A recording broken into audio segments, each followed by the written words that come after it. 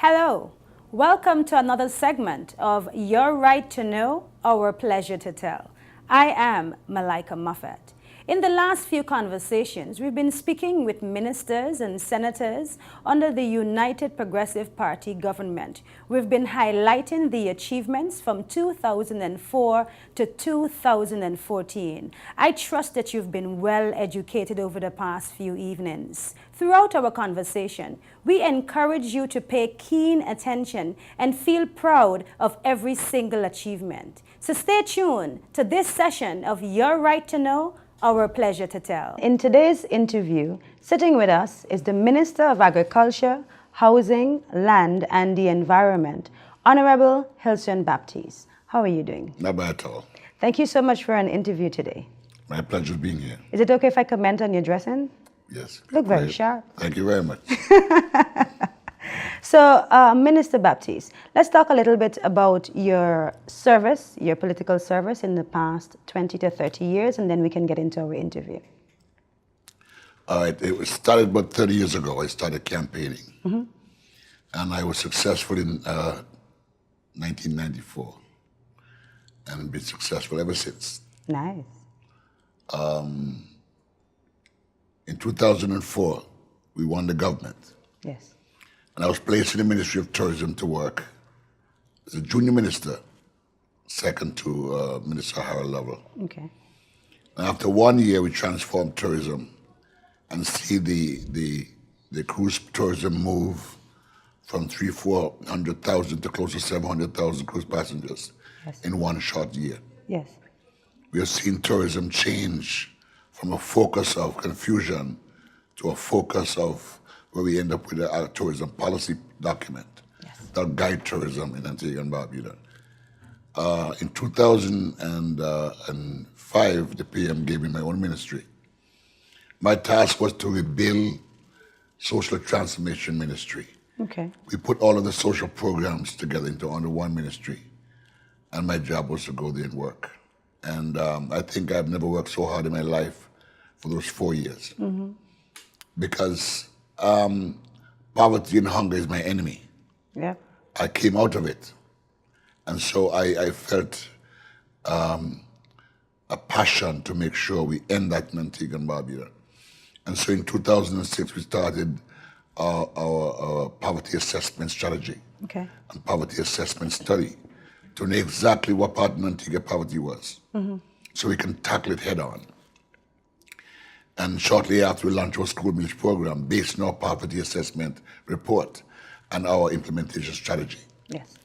So our school meals in some area that reduced our poverty level to some extent after that was implemented. We looked at our foster care program, our single mothers program, our elderly program, strengthened those areas.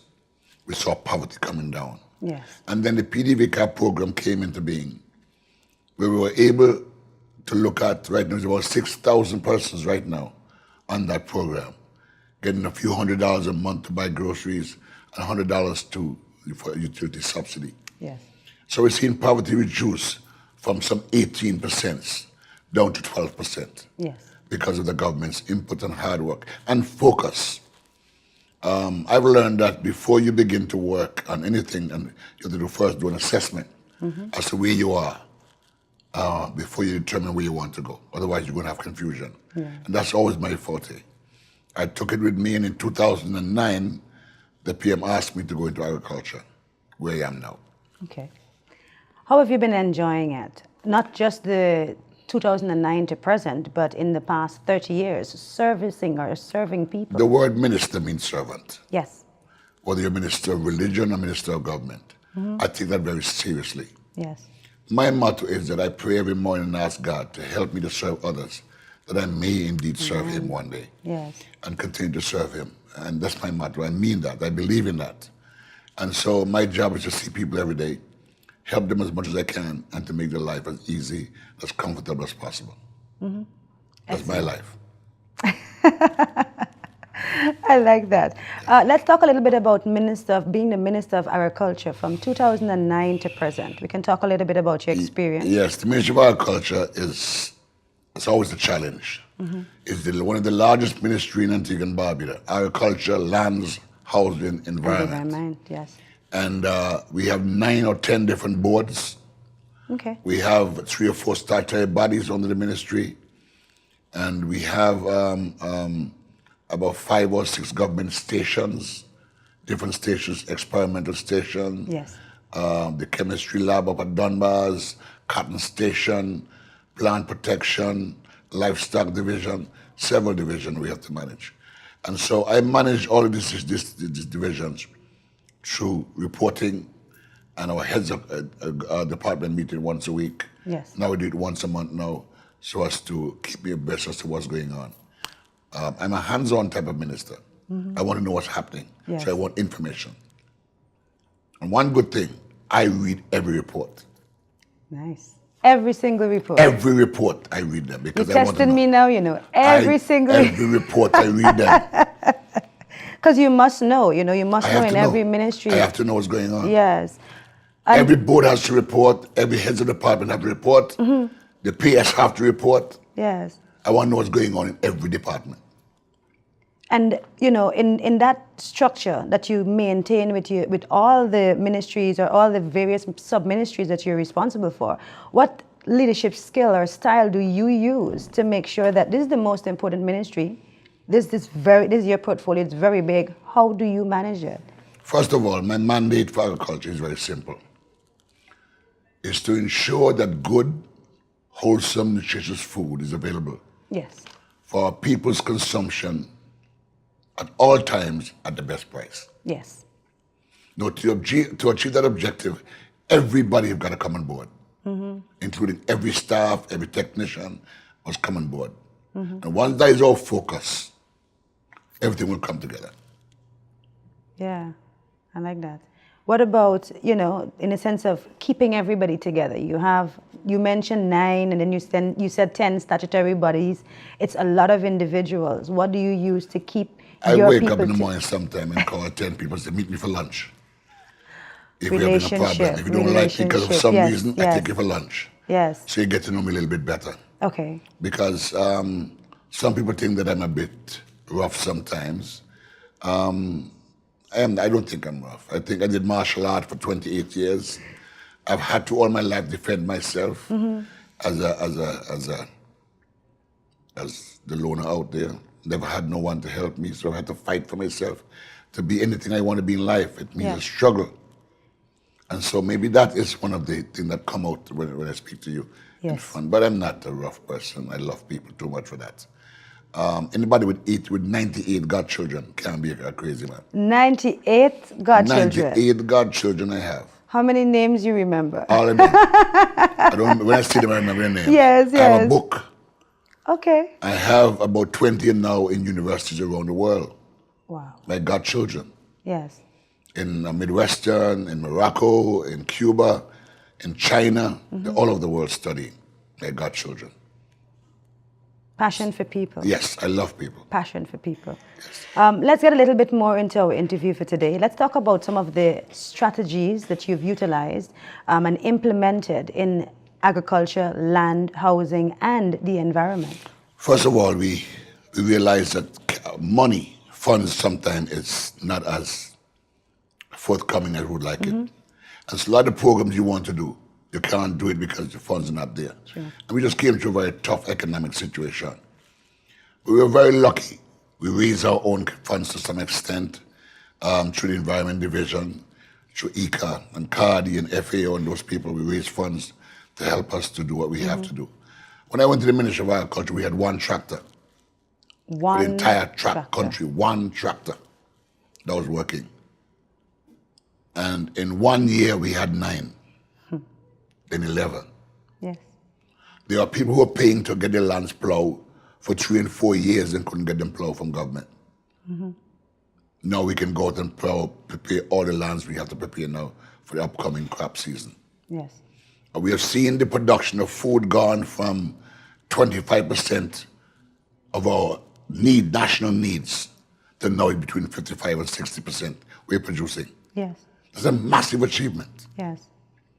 We're talking about $300 million worth of food we need to supply our need in Antigua.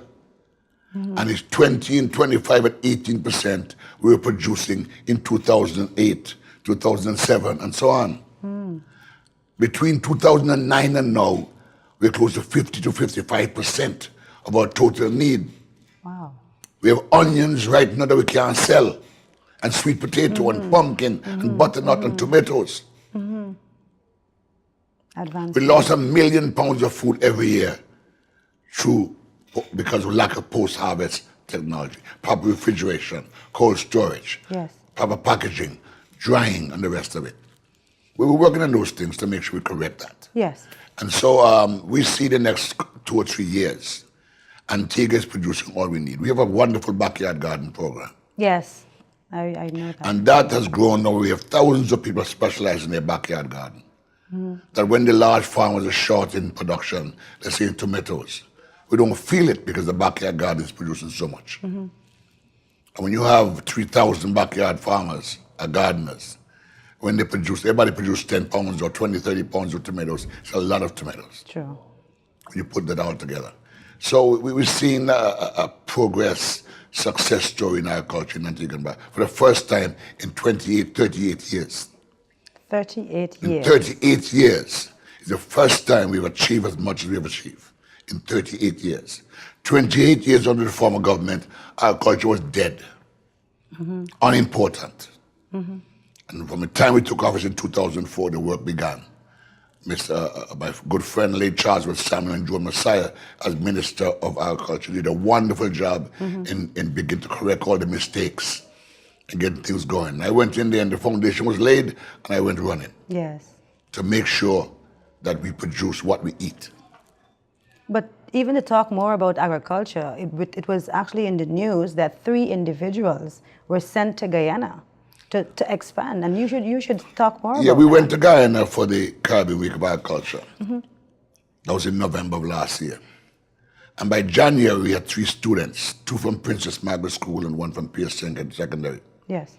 Went to Guyana to the University of Agriculture, where my good friend, the minister, took special care of them himself and made sure they had a very good internship in agriculture in the university. Okay. And they will be going back. 2 of them is going back there with they graduated from PM school this year. Okay. And they'll be going back there next year to start to get a scholarship to do the agriculture science. Wow.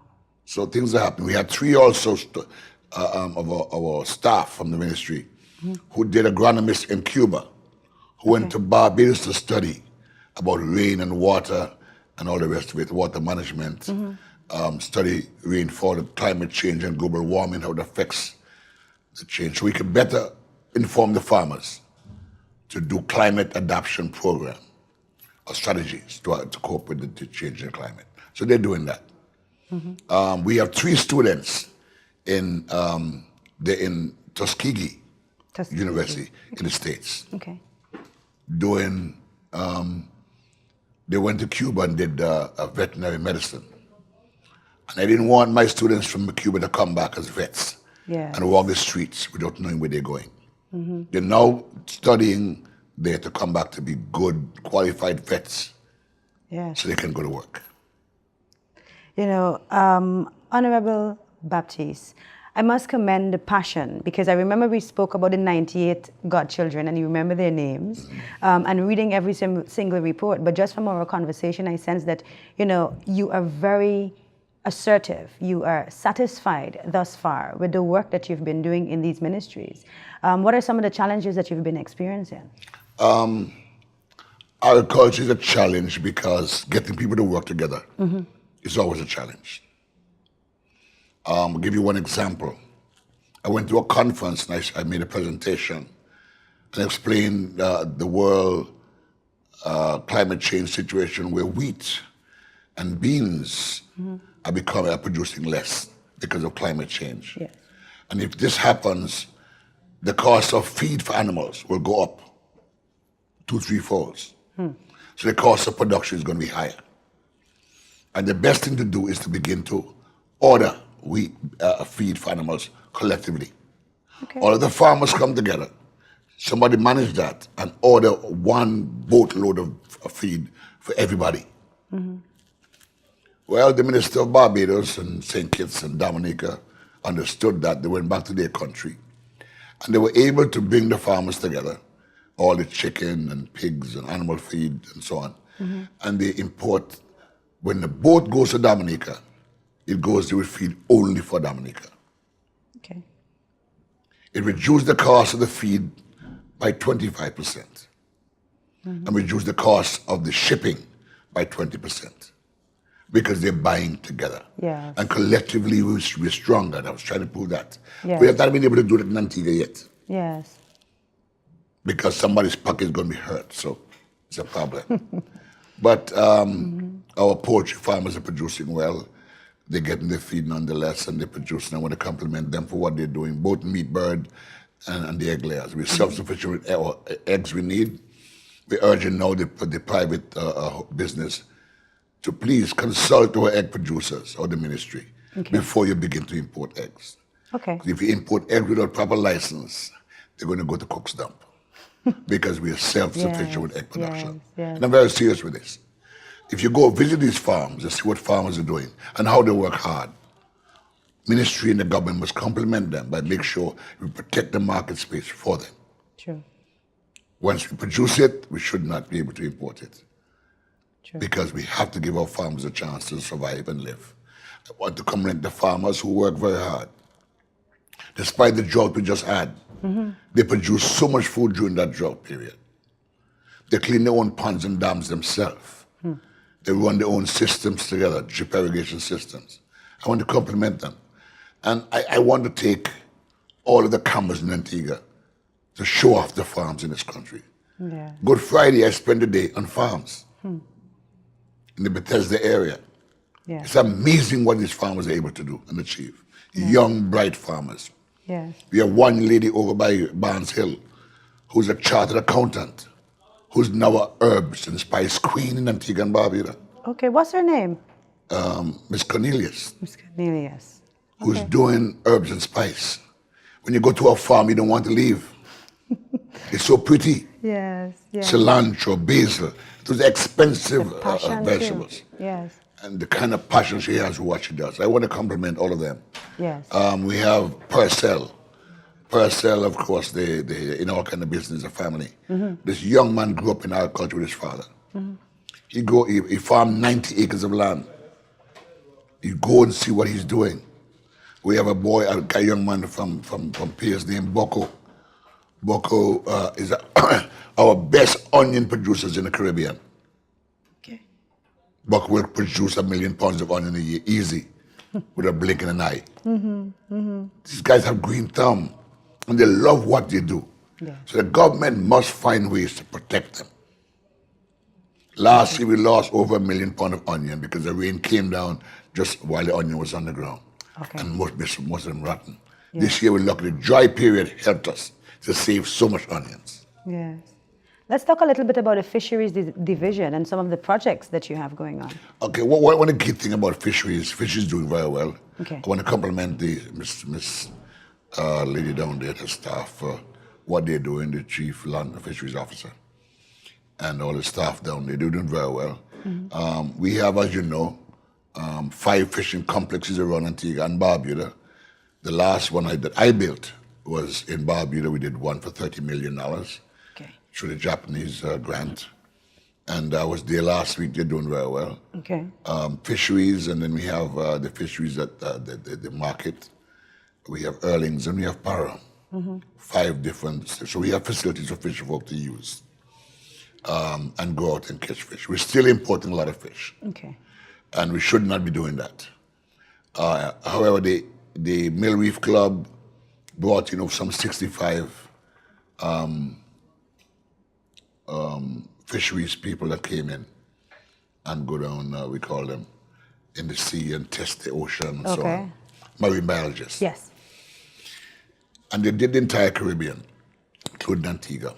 And we get a great review of the quality of water we have, usability, and the coastline management and so on. We get some good review on that.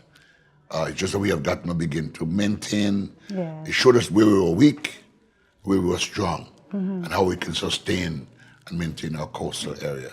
We don't have the kind of debris in waters you find around the region. Yes. Waters are very clean and so on. You can still go in and see your feet in the water. That So we're is very true. blessed with that. Yes. Fisheries have a long way to go in terms of making sure we supply all our seafood needs. Okay. And I had a meeting with Sandals last week, and the whole idea of buying more local came up. And so I want to tell the fisher folk and the farmers, we're getting the hotels to come on board to buy more local. I want to do research on the percentage of what they buy local against the percentage they import. Yes. And find ways to see what they import and how we can supply their need in a timely manner. And that has been talked about for years, but nobody took it on fully to make sure it's done.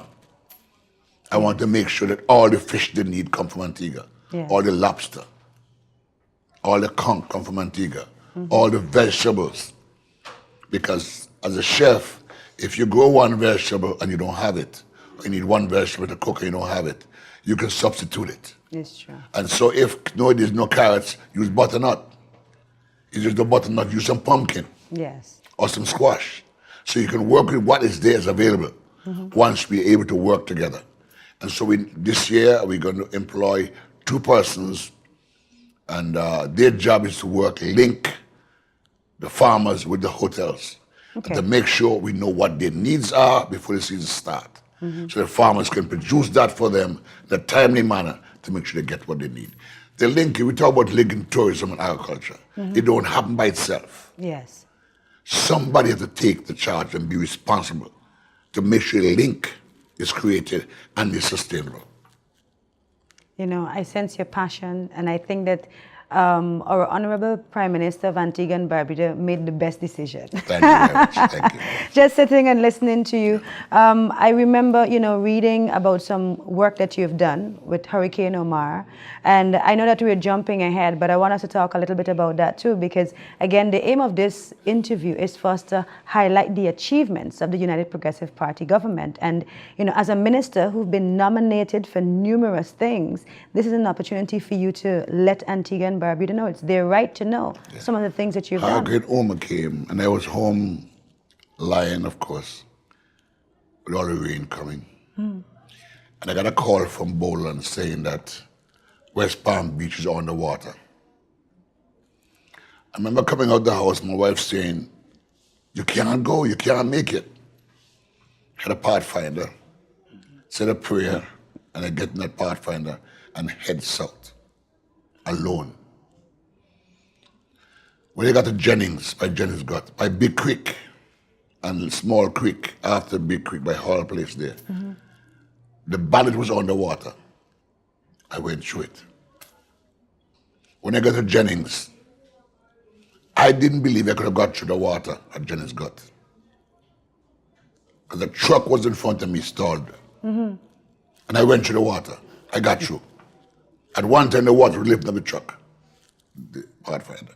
When I got to Valley Gut, there was a tree that fell across the road, so I couldn't see the edge of the road. And as I drove, the back wheel fell over the cliff. I put my 4-wheel drive and mash out. Could have lost my life.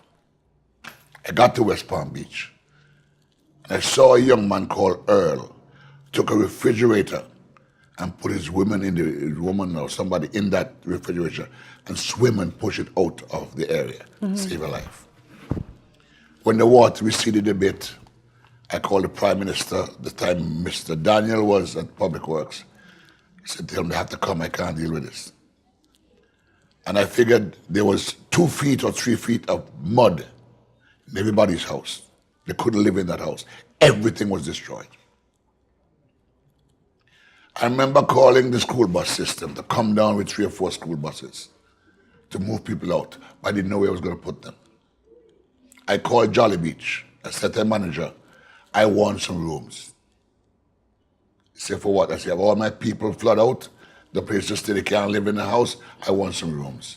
He said, send them. School bus picked them up, 20, 30 of them to Jolly Beach. And they stayed Jolly Beach for 3 or 4 days, eat like tourists, live good. While we got CBH to clean out all this muck out the house. Yes. And when they came back from Jolly Beach, I was there with a truck with beds for all of them to get clean beds to sleep on. A check to buy food for them to eat. Some got stove. Yes. Some money to buy back school uniform and school books for the children who had lost all those things so they can go back to school on Monday. I've seen people look at me as if I was crazy.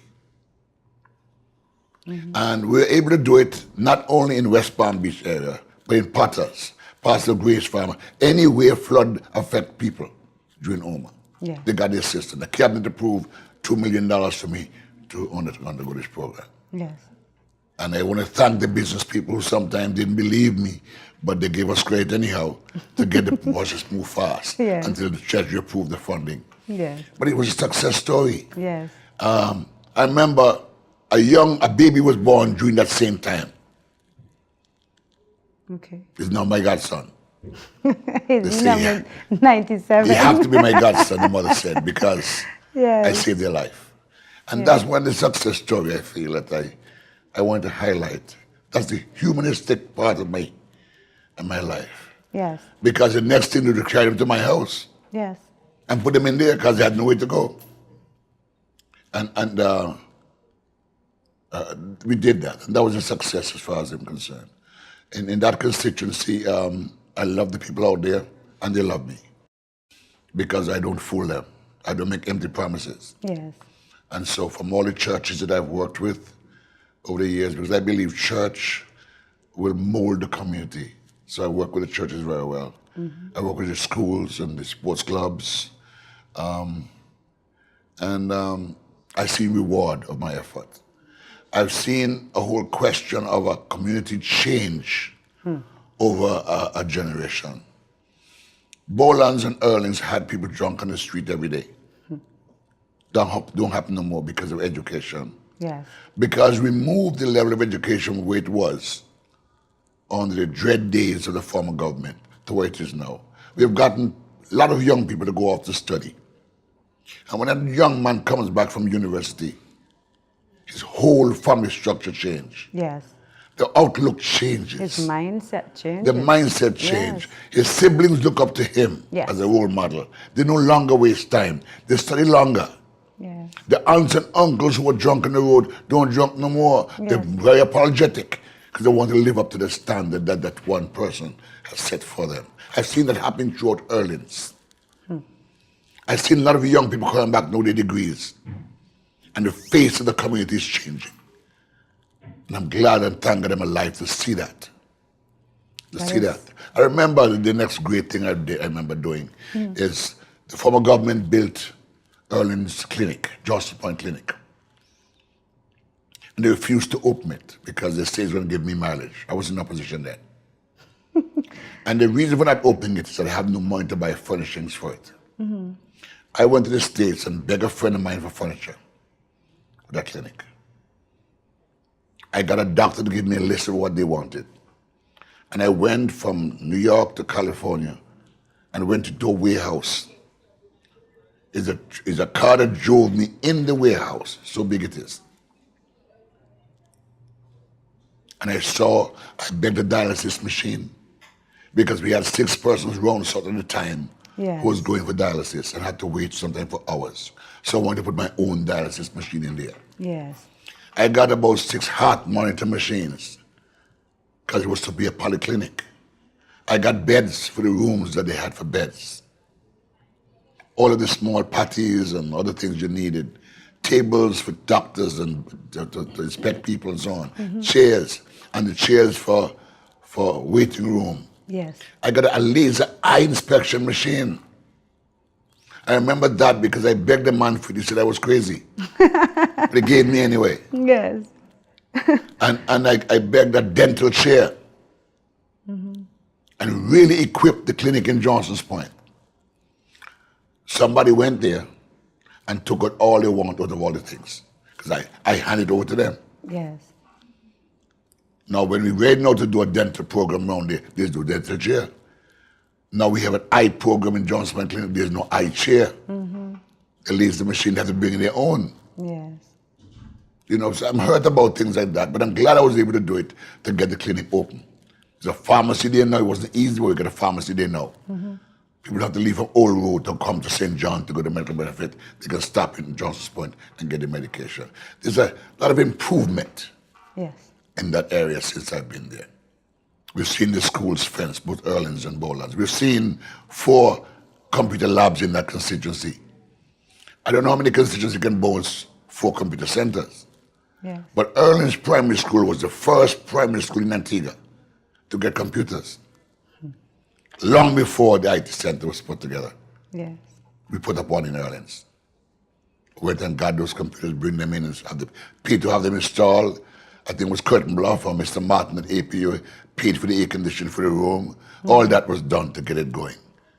I remember Bowlands, I wanted to put one in there, but couldn't get it done fast enough. And somebody offered me $50,000 as a gift. I said, don't give me the money. Let's go to an IT company and let's create an IT center in Bowlands Primary School. It's still there now. Children is appreciating it. Yes. At Fry's Beach, the bushes around was the bathroom for the beach. Yes. You all must remember I that. remember that. I remember when we go there. And somebody gave me $100,000 for my campaign. I said, don't give me the money. You have a construction company, build me a bathroom on Fry's Beach. I want 4 male bathroom, 4 female bathroom, 4 male showers, 4 female showers. I want it to look nice. Yeah. And they built it. So I was able now to push all the bush down and clean the place up because the bush is no longer needed because we have a public toilet down there. Yes. I did that for the love of the people, not only of the constituency, but all of the people that use this Fry's Beach. I got the environment division since I've been there now to take over the management of those bathrooms, the bathroom. So the environment now manages it to make sure it's sustained and maintained and so on. All I can ask people, take care of it. Yes. It will last for a while if we take care of it properly. So those are some of the things that I've accomplished in my area. I've accomplished those things and there are many more that I can call. But I don't think we'll have time to go through all of it. I'm the only politician in Antigua that begged a fire truck and solicited an ambulance for my constituency. And that's St. Mary's. St. Mary's. Yes. My problem is, to operate an ambulance, you need at least 9 to 12 staff to operate an ambulance. If they're going to have 2 days off each. True. They have to be trained in first aid and all the different things and so on. The level of training that those staff that operate the ambulance have, you'd be surprised to know. It's just not anybody can operate an ambulance or drive an ambulance. True. The best drivers in the world can't drive an ambulance. You have to be trained. And so the ambulance is with the ambulance people. They have to manage it. They put the ambulance in Johnson's Point. I think it was the same ambulance or another one. One is wrong there. Yes. But Mr. Halford at Curtin Bluff gave us a fire truck. Okay. Some persons think I should put a fire truck in the constituency and leave it there. And when fire comes, anybody can drive it and use it. If you're not trained in fire management. I was trying not to laugh with that one. Yeah, but they say you put it around there, anybody can drive it. I mean, I pull it on the TV and the radio saying, you want a fire truck, Ronnie? We have a fire truck. I have to give it to the fire station and let them manage it. Yes. I can't manage a fire truck. If you want to out chemical fire, you have to be trained in how to treat chemical fire. True. Fire in the hospital is different fire than fire in somebody's house. Chemical fire is chemical fire. The police who are trained in out in fire know what apparatus and chemicals to use to out the fire. Not me, but the people in St. Mary's South. True. So it's for them now to create a fire station around there or an outlet and put our fire truck out there and use it. Yes. I like that. So it's not me. I don't beg the fire truck, don't beg the ambulance. Let the people who are supposed to implement them, implement them. You know, we've spoken a lot about agriculture. We touched a little bit on the environment, but I want us to talk a little bit about land and housing. And I would like us to talk about it for young people, our young married couple, single parent. How easy is it for them to acquire land, acquire housing, and live with their dreams? I mean, everybody have that white picket fence, but it's not easy to own a home. I come to this ministry. When I was given first the ministry of housing to manage, I look back at it and I reflect on my own life. How I felt when I moved into my first house. The joy. I told somebody the other day, I didn't sleep for a month because I was up all night killing flies and mosquitoes going in my house. And the outside, washing it down every minute. Someone told me to keep washing the paint, it'll come off. Yes. Planting grass, excited. And I took a key from every door and make a bunch of key. Yes. And that was on my hip everywhere I go because I had my own house, my own key. So that joy I felt, I want as many people to experience that as possible. Yeah. So I was honored to be given the role as Minister of Housing. I went to Venezuela in 2006 to meet with late Chavez. Okay. Because I heard they were giving money to Senkits for housing. So if you give Senkits money, then give me some too. So I got a delegation. I went down to Venezuela to meet with Chavez. I couldn't meet Chavez right away. I met with a bank called Bandas Bank, and they turned me down. I met with the Minister of Foreign Affairs in Venezuela, who took me to meet Chavez. Okay. So I met Chavez. I was very persistent. When I told him what I wanted after we agreed and so on, he said, no problem. He called the bank and said, give me the loan. That man is one of the most affluent, dynamic person in my life. He said, give the man the loan, a humanitarian loan, 3% interest, 20-year loan, and 5-year grace period. He dictated the terms of the loan on the phone in my presence. Yes. So I went to the bank. Now the bank said, well, we have to give you because he said to give you. It was $20 million to start with. Yes. But with the economic situation, it took a while to begin to, with applications and drawdown to happen. So they reduced it from 20 to 10.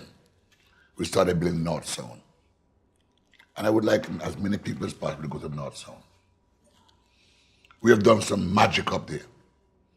A 2-bedroom house was built for $160,000 by the contractor.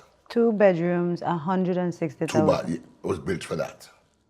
We sold it for $206,000 with the price of the land and the value of the infrastructure and the rest of it. Okay. We can't put on more than 7% on that for profit.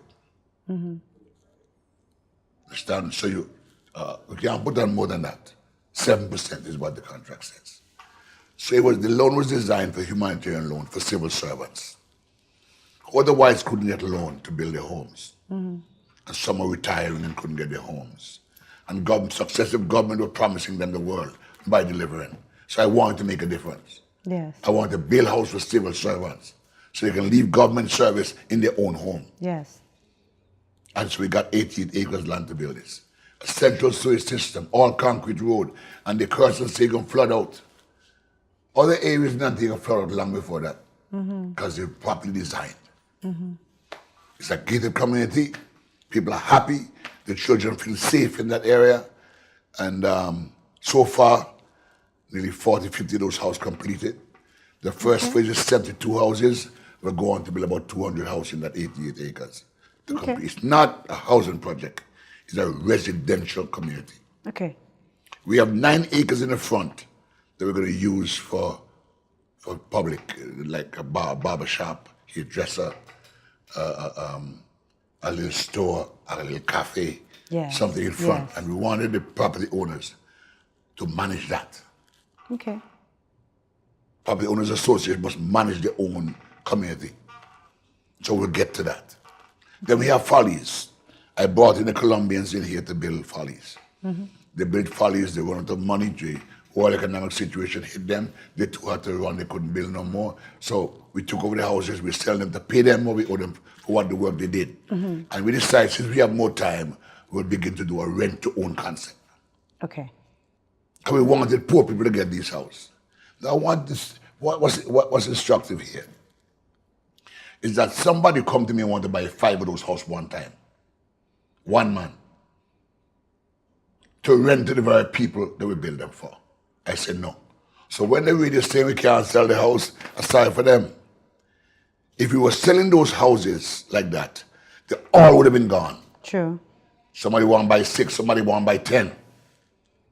I said no. No one man can buy more than one, and you have to be a first-time homeowner. Yes. To get the rent-to-own concept. And people are moving every day. Okay. They're occupying slowly. They're happy. I drove out there on Good Friday and saw people, they're very happy and excited with their family enjoying it. Yeah. I love that. And then we're doing something now up at by Veg behind there, the bow panel concept. Okay. It's a new model that we bring in that is going to revolutionize housing in Antigua and Barbuda. Because they don't only build in 3 or 4 areas where we do joint venture with them to build these houses, but they're going to build in your own private land if you have land somewhere else. Okay. And so on. But we got involved in bow panel because we want to control the prices. Yes. But what are some of the strategies and policies that you've been putting in place through your ministry to ensure that persons do not go through that railroading, as you would say, just to own their own home? I came and met some things in housing that is so embarrassing. Yes. Mongo Singh's story. You see the Valley Housing Project over there where the roof fall off and hurricane blow through window and blocks fall out. Mongo Singh gone with people's money, they couldn't get the money for the house. Some woman that come here from England that end up taking people's money and have no house. All those stories people come to me and tell me. I want to make sure under my watch, none of that ever happened. Yes. And that's why all housing projects we're going to use government land must be a joint venture with government. Yes. So we have a say into the price, collection, system use, and when the turnkey's done, they give them the key, they move in, they're happy. You can't change interest rate in midstream and hurt people. True. If you've been through that, you understand how difficult that is. Yes. So the bow panel system is a joint venture where we own like 25, 30% of bow panel. The government does. Okay. It's a joint venture. When they get rich and become multimillionaires, government will make some money too. I like that. So we can determine, all right, reduce the price of the house. Yes. And we will take 15 of our 20% and put in there to help reduce the price of people. We can play with that. That's why they can sell a 2-bedroom house up at Painters West for $155,000, $160,000. Well built. Go look at them. Well built. Immaculate. You cannot build a house in this country of that standard for less unless you do joint venture with government. We have done that. We started 2 houses in Bowland. To complete that, there was a snail issue. There were issues with problems, so we had to hold off of that. Probably people then get caught with the CLECO debacle, where all the money lost in British America. That's the story there. So they had to back out of that. But the panel now is going to come and complete the project in Bowlands. And what has been going on with the snail issue? Have we been able to resolve it? Or? We're doing our best to work with it. Okay. I think the farmers got to work with us. Okay. Because if the snail have no way to hatch, they will disappear. Yes. If you keep bush and you will not burn your bush, it will not keep your ground clean and all the rest of it. Okay. Instead, things are going to happen. Okay. So we're doing our best. We're asking some people from Canada and FAO to assist us with some beats. We expect a container of beats to come in. Okay. So we just go and just tackle it one time and deal with the problem. Good When this happens, we're going to ask for a campaign of school children, prisoners, everybody to come. Yes. Just go in the area and pick up snails and do what we have to do and get rid of them once in a while. Environment. Yeah. 5 years. Are you ready for another 5 years? I'm ready because I started a lot of work. I want to complete it. I see the Environment Division, we should get between $12 and $15 million that we're targeting for 2013, 2014 for sustainable development projects. We got some money and we created the National Land Use Policy, the Sustainable Island Resource Development Projects at Body Pond and other places. We built two interpretation centers, one in Barbuda, one out by John Hughes. We've done a lot of good things through the Environment Division. We've taken over the Botanical Garden. Yes. See the fence in the front there. I saw That's the a changes, replica yes. of what the entire park is going to be like. Okay. So we're seeking funding to complete. The building was built with donor funding, not government money. And we're now getting funding to complete the whole area. And so we also put in our own energy supply, solar energy in there. And we work with APA to make sure that we get funding to climate change and global warming to assist us with sustainable energy development. We want to put sustainable energy in some schools and clinics, the government services, and reduce our dependency on APA. So we're trying to do our work, and we're working with APA to achieve this. So we see some $12 million US. We've applied for it. We've gone to cabinet to set up the donor committee, fundraising committee, which includes the Ministry of Finance, our Pace and Agriculture and PAS. We have somebody from Health, somebody from Environment, and so on, somebody from Foreign Affairs to form this committee. So no one group can spend the money as it comes and it's properly managed and the rest of it for projects. And so we're doing this, and I want to get back there to see the conclusion of this. I want to get back there to see that we can produce enough food to feed our nation. Yes. I want to get back there to see, I launched the Zero Hunger Challenge in 2000 last year. It's just a year now. I want to get back there to see it's completed. Yes. I want to get back to see it's completed. I want to see the community centers built in my constituencies. Yes. Because I know it's like when it's hurricane. It's a community center / community center, daycare center, home for elderly, library, and so on. So it's a multifaceted building you use that can be used for hurricane shelter come hurricane. And stop use churches and schools. It's hard for me to run to these different places and drop off some bread and water. It's true. True. If you can go to one place, you can better manage your resources. You can put one generator in there for standby power. True. As against having it 5 different places. And then after the hurricane come, the streets are so filthy. I remember the Pilgrim Holiness Church in Bowlands, how bad downstairs were after the hurricane. And the Adventist Church, and so on and so forth. If you have one central located area, you can better manage your resources and take it better. So I have some dreams on what I want to do. And I do hope that I get the chance to go and continue serving for another 5 years. So they count me out. I want to empathize my brother and friend, Brother Bernard Hodge, is called Brother B also, passed away a few days ago. Yes. And because we're both Brother B, they thought it was me. I'm alive and well, thank God. And I want to thank all of them, thank you for their prayers. I'm okay now. Yes. I went to Barbados, did my check. I'm good now, I'm ready to go. Yes. I will win the next election and continue to serve in this capacity to see my dream become reality. You know, I like to hear that. And I'm sure those who support you a lot love to hear that too. We're in the season for 2014 elections. For those who don't know you, those who've never had a hands-on experience with you, what can you say, or what will you say in the next 2 to 3 minutes that's going to convince them that you're the ideal man, you, Brother B, to represent them for the next 5 years? Well, I am the only man that can represent you. I love that answer. but if you want to listen to people out there, I don't think there are 2 persons in this country that go around and don't like me or haven't gotten help from me in some form or fashion. Yes. Because I help everybody. I don't remember. My greatest joy is to go down the street, go to church, go to a funeral, and somebody's going to come up and say thank you. Yes. And I don't remember what I did. I say, okay, you're welcome. But thank you for doing something. Either it's with the immigration, with the land, with the cars, with the children, with the animals. I helped somebody in their family.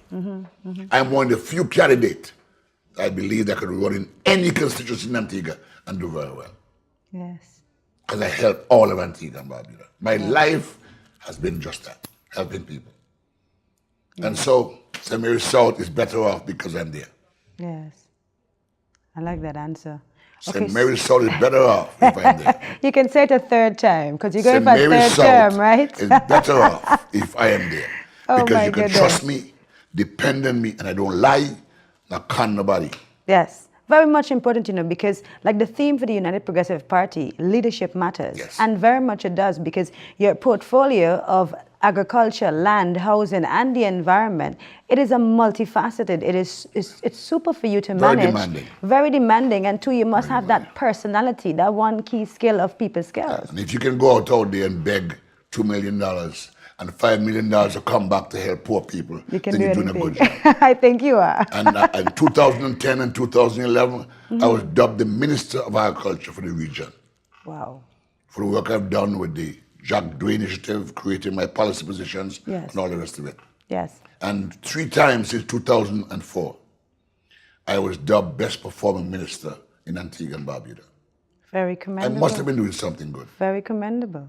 I must commend you. Very Thank you. commendable. Thank you. Okay, so we're wrapping up this session of Your Right to Know, Our Pleasure to Tell. What would you like to tell our listening and viewing audience right now that you haven't said, or you haven't said in the past 20 or 30 years, to convince them that this is what you do, this is who you are, and you're ready to represent? Loving this country is one thing, but demonstrating and doing what you have to demonstrate you love this country is another story. Okay. It's putting your life out in the line for Antigua and Barbuda. Willing to give of yourself. Take your last dollar and help somebody because they're hurting. True. Love for country it must be demonstrated in your action. Yes. Not just word of mouth. Not just because you want power. So I said before, the word minister means servant. True. And so if you don't understand that, you won't last. On any side of the aisle. It's about service. Selfless service. I understand that. I strive for that. So I want to tell the people of Antigua and Barbuda, give the United Progressive Party another chance. Let us continue to serve this country. We have done well. We have not been perfect. I myself would like to correct some things. But if you do 99 things and want to make 100, you make a little mistake. We deserve a break. Yes, indeed. I truly enjoyed our interview today on Your Right to Know, Our Pleasure to Tell. And when I was preparing for our interview today, I knew I was interviewing the Minister of Agriculture. So I wore some watermelon shoes. The nice watermelon. I see that. I was watching that. Watermelon shoes. Beautiful, beautiful. I must compliment you on that. Wonderful shoes. Watermelon shoes. Beautiful, beautiful. And right now, you have a lot of watermelon in Antigua. Indeed. Yes. So I want to thank you so much, and for our listening and viewing audience, you were listening to a very in-depth conversation with the Minister of Agriculture, Land, Housing, and the Environment, Honorable Hilson Baptiste. This is another segment of Your Right to Know, Our Pleasure to Tell, where we discuss and highlight all of the achievements, or majority of the achievements of the United Progressive Party. Tune in again. I am Malika Moffat. Thank you.